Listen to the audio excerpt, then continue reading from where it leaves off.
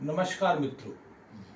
आज हम महर्षि पातंजलि ने जो अष्टांग योग की बात की थी, इसमें पहला होता है यम, दूसरा होता है नियम। नियम के अंतर्गत 5 चीजें आती हैं: शौच, संतोष, तप, स्वाध्याय, ईश्वर प्राणिधान।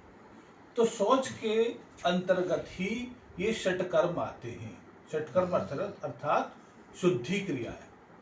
तो शुद्धि क्रिया में आज हम आपको रवर नीति और जल नीति की क्रिया सिखाने की कोशिश करेंगे। आशा है आपको थोड़ा सा साहस जुटाना पड़ेगा, भय लगता है पहली बार करने में, लेकिन ऐसा कुछ नहीं है। हो सकता है कि पहली बार में आपको सफलता ना मिले, लेकिन 1-2 बार में ही आपको सफलता पक्के से मिल जाएगी। तो आइए शुरू करते हैं। सबसे पहले तैयारियां देखिएगा। ये तैयारियां हैं, इसमें हमने जल लिया है।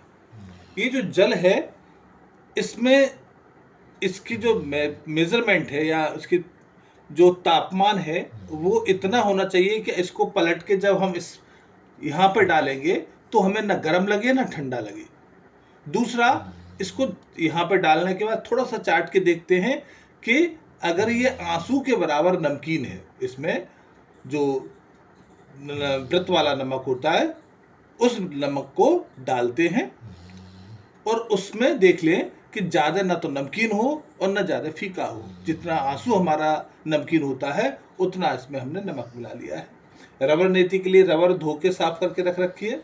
उसके ऊपर लगाने के लिए ये चाहे तो आप सरसों का तेल ले सकते हैं या चाहे बादाम का तेल ले सकते हैं। और उसके बाद हम करेंगे नेत्रों की शुद्धि के लिए आई वॉश कप से उसको धोएंगे। तो ये शुरुआत करते हैं। सबसे पहले हम रबर नीति करेंगे। इसके लिए रबर को लिया और इसमें थोड़ा सा ऑयल लगा लिया।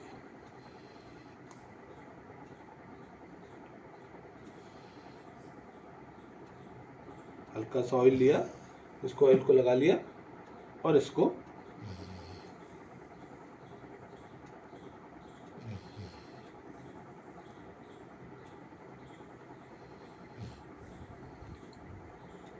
इसमें ऐसा कोई नियम नहीं है कि इसको दाएं से शुरू करना है या बाएं से शुरू करना है। आपको देखिएगा जब श्वास छोड़ने पर किस में से नासिका से आपकी वायु में अवरोध नहीं है, यानी रुकावट नहीं है, बड़े अच्छे से वायु आ रही है, तो उस तरफ से हम इसको डाल देंगे। तो सबसे पहले आप ध्यान रखिएगा कि इसकी पोजीशन क्या होनी चाहिए। हम अगर ऐसे डालेंगे तो आगे जाके टकराएगी, तो आपको आंखों में आंसू आना शुरू हो जाएंगे, पीड़ा भी बहुत अधिक होगी। तो ये जो छिद्र होता है वो नीचे की ओर है, तो ध्यान रखें डायरेक्शन इस तरह से होना चाहिए, यानी कि हम ऊपर की ओर से डालें, नीचे की ओर जाए और फिर उसके बाद डालते चले जाइए। वो जैसे ही कंठ में यहाँ आके स्पर्श करेगा तभी आपको केवल 2 उंगली लेनी है, ये वाली 2 उंगली लेके और उसको पकड़ के खींच लेना है और फिर धीरे धीरे इस तरह से उसको 5-6 बार या 8-10 बार इसको चलाना है। उसके बाद मुंह से ही बाहर निकालना, उसको नासिका से वापस नहीं खींचेंगे, वापस लाने के लिए मुंह से हमको खींचना होगा। तो देखते हैं कैसे करते हैं ये इस क्रिया को। अच्छे से तेल लगा हुआ है इस पर। ये हो सकता है आपको थोड़ी मोटी ज़्यादा लग रही होगी, क्योंकि मेरे को तो अभ्यास है इतनी मोटी से करने का, लेकिन इसमें पतली भी आती है। तो प्रारंभ में जब करेंगे आप तो पतली वाली ही रबर लेके इससे शुरुआत करें, क्योंकि शुरू में बहुत ही हल्का छिद्र होता है, धीरे धीरे अभ्यास से फिर उसको हम बढ़ाते हैं।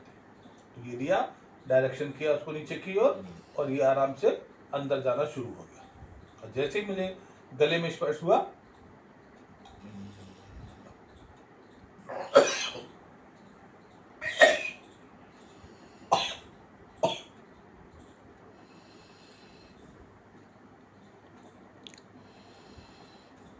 पाँच छह बार करने के बाद हमने इसको निकाल दिया।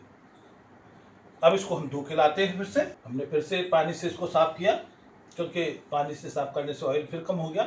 तो हल्के से फिर से उस पर 2 बूंद पानी ऑयल डालेंगे।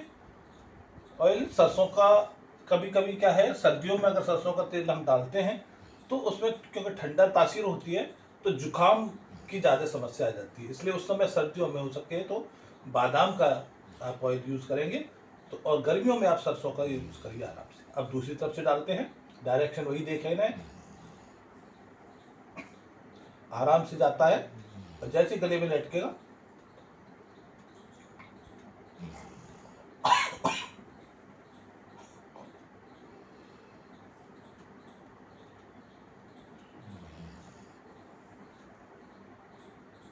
इस तरह से मुंह से हमने इसको वापस दे दिया। तो ये हो गई हमारी रबर नीति की क्रिया। अब जल नीति की क्रिया। जल नीति की क्रिया में आजकल बड़ा बदलाव आया है। पहले प्राचीन जब ये शुरुआत थी तो ये तांबे के आया करते थे। यहाँ की जो नॉब है वो इस तरह से है कि नाक में आराम से लग जाती है और पानी वापस नहीं आता। अब यही इस तरह की नॉब बोतलों में लगा दी गई है और वो बोतल आपको अमेजन वगैरह पर मिल जाएगी। जो शॉप्स जो सामान बेचते हैं उन पर भी है, मार्केट में भी मिल जाएगी।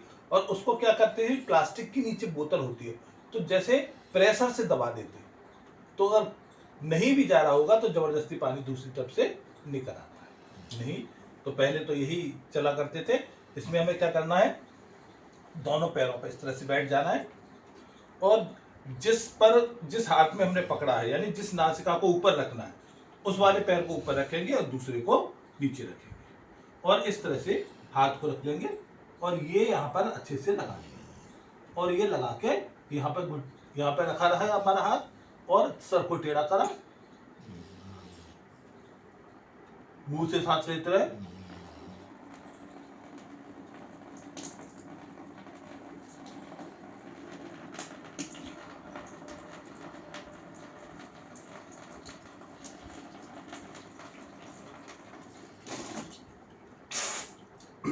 और दूसरी तरफ से अब घुटना ये वाला ऊपर कर दिया, इसको किया,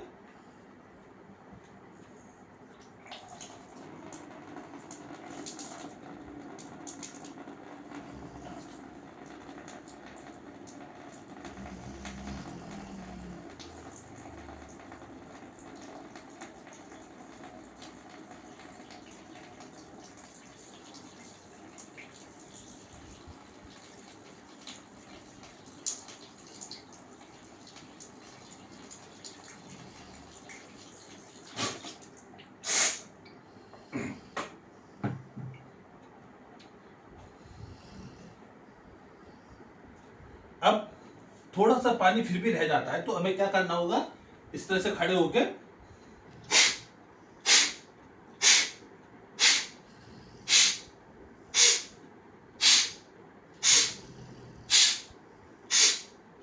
सारा पानी बाहर आ गया। पानी बाहर आने के बाद आराम से इसको पहुंचिएगा और उसके बाद अगली हम क्रिया करेंगे जल नीति की। तो पहले हम इसके लिए जल लाते हैं। जल लेना, ध्यान रखिएगा केवल आईवाश कप में ही अच्छे से धो लें पहले, क्योंकि रखे हुए होते हैं तो डस्ट वगैरह चली जाती है। इसको अच्छे से भर लीजिए पूरे को।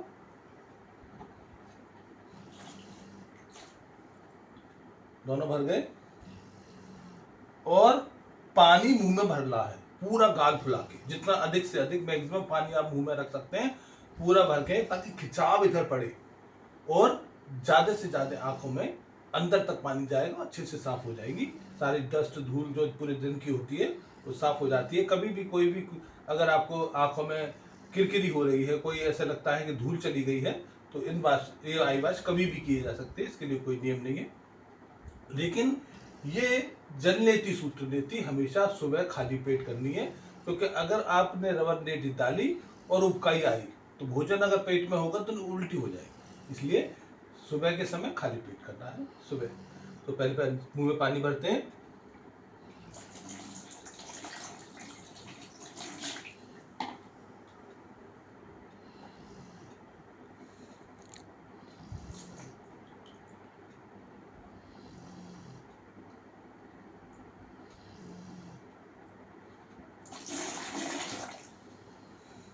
आंखें खोलनी है और पहले ऊपर नीचे देखना है, फिर दाएं बाएं देखना है, ताकि चारों तरफ पानी से वो साफ हो सके। तो आज की शुद्धि क्रिया के लिए आशा है आपको साहस बढ़ेगा कि आप भी इस तरह से कर सकते हैं। बहुत आसान क्रिया है।